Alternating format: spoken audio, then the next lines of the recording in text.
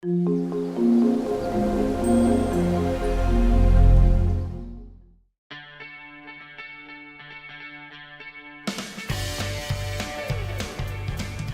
good morning everyone. So, today we will have another lesson. So, last week we learned about worldview and secularism. So, in our thought, we still have secularism. But we should have instead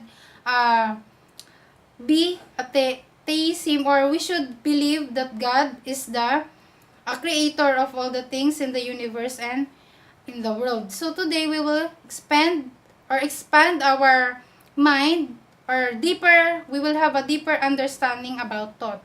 So, our lesson will be what to be rather what to do.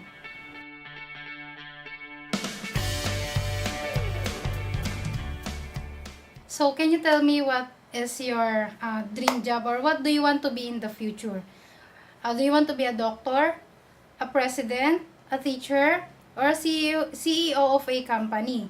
So, what do you want to be, and then what after you have that dream, so what will happen next?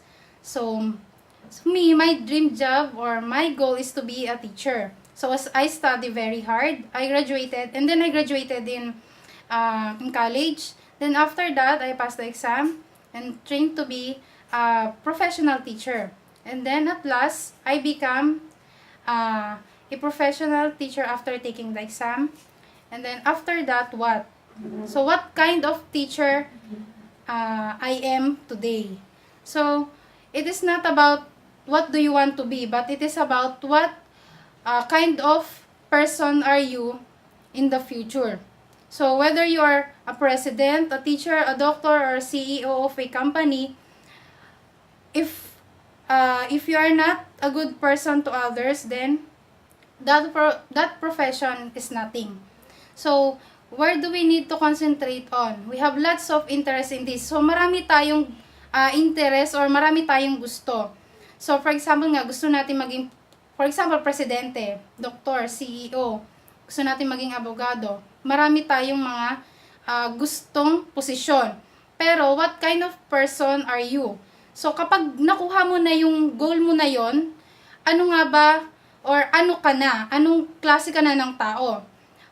Of course, hindi naman ganun kadali yung gusto nating mangyari. So, at the end, ano nga ba yung magiging katauhan mo, ano ka, pag nakuha mo na yung goal mo na yon. So, we need to know what we have to do if we were on that spot. So, alamin natin kung ano ba yung kailangan nating malaman kapag nandun na tayo sa posisyon na yon. And we need to remember when we leave that spot. Kailan tayo kailangang umalis doon sa posisyon na yon. When the people leave, others rate that people. So, it is not important what we want to be, but rather what we have done. Hindi importante kung ano ka, hindi importante kung ano ka, o anong profession meron ka, pero ang mas importante kung ano yung nagawa mo, kung ano pa yung magagawa mo sa kapwa mo. We need to focus on that aspect. So, it's not worth caring about what we want to be, but rather what we have done. Meron tayong mga gusto, or marami tayong mga interest na sinasabi, but we could not be all of them. Hindi tayo maaring maging presidente at the same time teacher din tayo. Hindi pwedeng ganon. So we need to express ourselves in our own position. So doon pa na sa posisyon na nakuha mo, dapat ipakita mo na kung anong klaseng tao ka. Not everyone need to be on the highest spot. Hindi mo kailangan laging nasa itaas. Kahit nasa ibaba ka, so kung mabuti kang tao at ginagawa mo talaga ng tama yung iyong profession o yung trabaho mo, so makikilala ka sa ganong katauhan. So when a person that need to stay in the low spot became highest, other people will suffer. So it causes more sin. So, kapag daw ang isang nasa lower position ay nasa itaas, or na-promote siya, sabi nga natin, so meron daw consequence yun, o nagkakaroon na ng problema sa part ng ibang tao.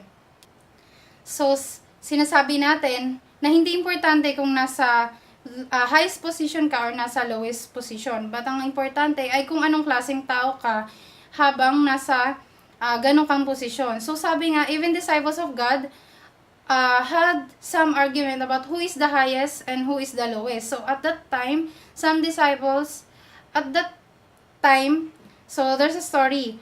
The time came that disciples had an argument. Then a mother came to Jesus, and then sabi niya, gusto niya ng isang anak niya ay mapunta sa kanang posisyon at sa kaliwang posisyon ni Jesus.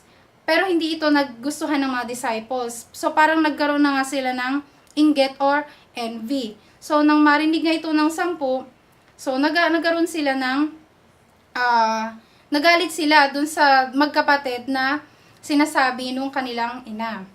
But hindi ito nagustuhan ng Panginoon, or Jesus didn't like this argument. So sa halip, ang sinabi niya, ang sino mang ibig maging dakila sa inyo ay magiging tagapanglingkod ninyo. Sino mang ibig na maging manguna sa inyo ay magiging alipin ninyo. Maging katulad siya ng anak ng tao na naparito, hindi upang paglingkuran, kundi upang maglingkod at magbigay ng kanyang buhay na pantubos sa marami. So, makikita natin to sa Matthew chapter 20 verse 20 hanggang 28. Ang sabi dito, kahit na ganun kataas yung posisyon mo, hindi ka nilagay doon para paglingkuran ng ng maraming tao, mas mababa sa'yo. Bagos, dapat ikaw pa yung naglilingkod sa kanila.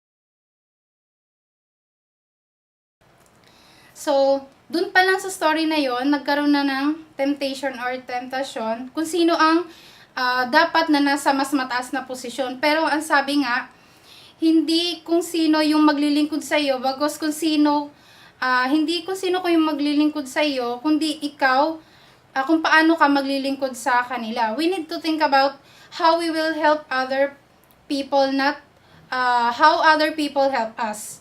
So if you go to higher position, then it has also a great responsibility. So, ang sabi nga, mas malaki yung kapangyarihan mo, o mas mataas yung posisyon mo, mas marami kang responsibilidad. So, there are lots of people who want to sustain that kind of job. For example, in the highest position, gusto nila yung ganong posisyon dahil kailangan nila ng mas maraming pera, o mas sa tingin nila ay mas komportable sila sa ganong posisyon. We feel like there is no God. Is there God? Scientists ask, the world is evolution, not God's creation. So sabi ng mga scientists, ang mundo daw ay isang evolution. So hindi siya created ng God. So dito na pumapasok yung sinasabi nating Big Bang Theory na tinatawag. So they say it's created by accident. So yun nga, hindi siya created ni God, kundi by an accident. In this time, it is hard for the Christian to live. And that is true. It is hard for a Christian to live.